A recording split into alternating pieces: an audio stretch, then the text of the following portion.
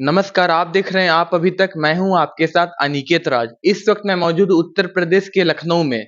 जहां मैं मौजूद हूं, ये लखनऊ के एमएलसी रामचंद्र सिंह प्रधान जी हैं, भारतीय जनता पार्टी के। सर, आपका सबसे पहले आप अभी तक में बहुत बहुत स्वागत और अभिनंदन है। धन्यवाद साहब, धन्यवाद बहुत। सर, मेरा सबसे पहले आपसे प्रश्न है कि उत्तर प्रदेश में 2024 लोकसभा चुनाव की बिगुल तो बज चुकी है, दूसरे चरण में मतदान भी हो चुकी है, अब तीसरे चरण की बाकी है। तो ऐसे में क्या लगता है सर?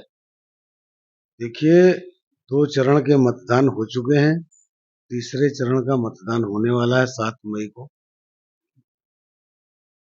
ये पूरा देश आज मोदीमय है, क्योंकि मोदी जी ने जो 10 सालों में लोग हित में, जो जनहित में और तमाम जो 2014 में उन्होंने कहा था कि हमारी सरकार गरीबों को समर्पित सरकार है, तो सैकड़ों ऐसी योजनाएं उन्होंने बनाई जो गरीबों के हित में थी, गरीबों के कल्याण के लिए थी, जिसमें सभी वर्गों के लिए है।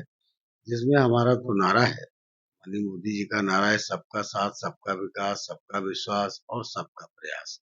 उसके तहत इन 10 सालों में उन्होंने बहुत कुछ काम किया है देश को। ये पूरा देश जानता है और पूरे देश के लोग मोदी जी जो कहते हैं वो करते हैं। मोदी जी की गारंटी पे लोगों को भरोसा है, इसलिए सर, मैं जैसे आप बताएं कि 2047 में प्रधानमंत्री जी का लक्ष्य है विकसित भारत बनाना। सर, विकसित भारत कैसे बनाएंगे? क्योंकि एक ये सिर्फ युवा का ही कर्तव्य है या पूरे देश का सर? देखिए, विकसित भारत बना कैसे बनाएंगे उस पे तो वो काम कर रहे हैं बहुत कुछ। आज 2014 में जब हमारा देश दुनिया की आर्थिक व्यवस्था में 11वें नंबर पे था, और इन 10 सालों में, मात्र इन 10 सालों में आज 5वें नंबर की अर्थव्यवस्था हमारा देश बन गया।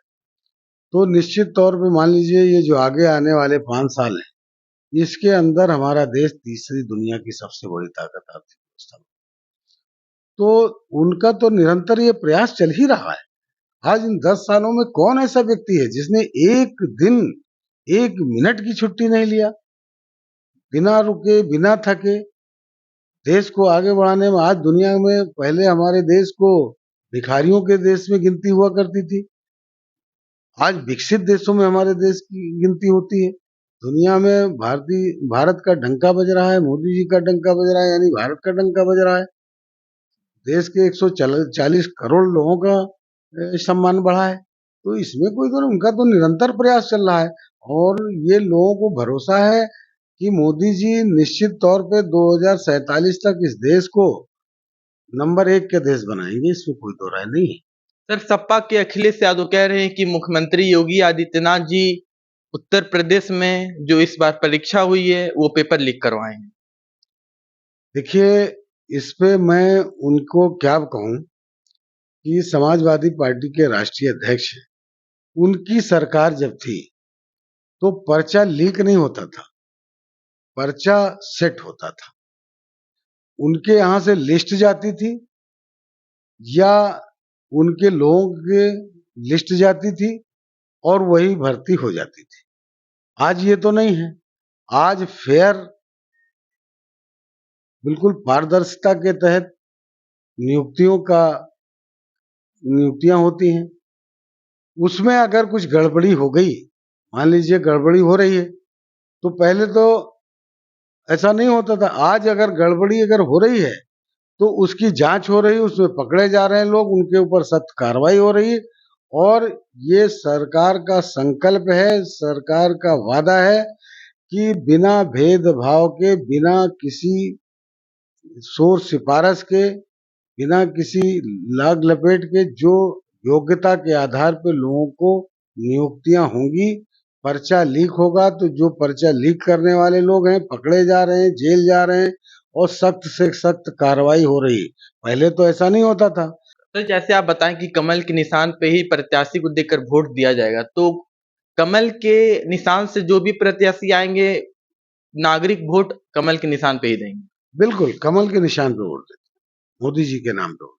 सर, अभी आज का नया खबर आया है कि रायबरेली से राहुल गांधी जी चुनाव लड़ रहे हैं।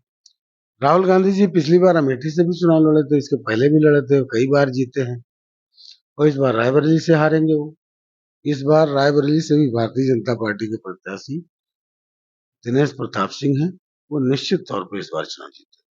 सर, उत्तर प्रदेश में किसान के लिए और शिक्षा व्यवस्था में क्या-क्या हुई है लाभ? किसानों के लिए तो इतना काम किया मोदी जी के नजरों में, चार वर्ग, चार ही जातियां हैं, किसान, युवा, महिला और गरीब। ये चार ही जातियां ऐसी हैं उनके लिए कि जिनके लिए बहुत सारा काम मोदी जी कर रहे हैं, बहुत करने वाले हैं। अभी तो मोदी जी कह रहे हैं कि अभी तो ये टेलर है, अभी असली पिक्चर बाकी है। तो किसानों के लिए बहुत सारे, जैसे किसान सम्मान निधि है, चाहे वो बड़ा किसान हो, चाहे छोटा किसान हो, चाहे 1 बीघे का, चाहे 10 बीसवा का किसान हो, सबको 2,000 रुपए, 2,000 राशि छोटी लग रही हो, लेकिन मैं मित्रों आपको एक मित्र बताना चाहता हूँ कि जो छोटा किसान है, जो गरीब किसान है, जो मजदूर किसान है, जो गांव में रहता है, उसके लिए जो 6,000 की राशि मिलती है ना, तो उसके लिए, बीज के लिए, उसके खाद के लिए बहुत काम आता है। आधुनिक खेती पे विशेष जोर दे रहे हैं हमारे मोदी।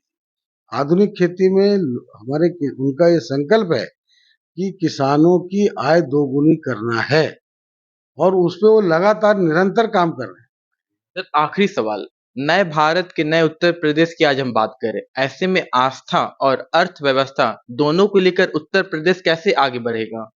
देखिए, आस्था और व्यवस्था के मामले में मैं आपको बताऊं कि आस्था हमारे मोदी जी ने, जो आज आदरणीय प्रधानमंत्री जी ने जहां विकसित भारत को आधुनिक भारत बनाने का प्रयास किया जा रहा है, उसी के तहत आज हमारी जो देश की पारंपरिक, जो हमारी धार्मिक सारी चीजें, तो उनको भी ठीक किया। चाहे राम मंदिर बनाया हो, काशी विश्वनाथ बनाया हो, महाकाल, तमाम हमारी जो जो हमारे पुराने लोगों ने, जो हमारे पुराने मंदिरों को, हमारी संस्कृति को नष्ट किया गया, उनको पुनः स्थापित करने का भी काम कर रहे हैं।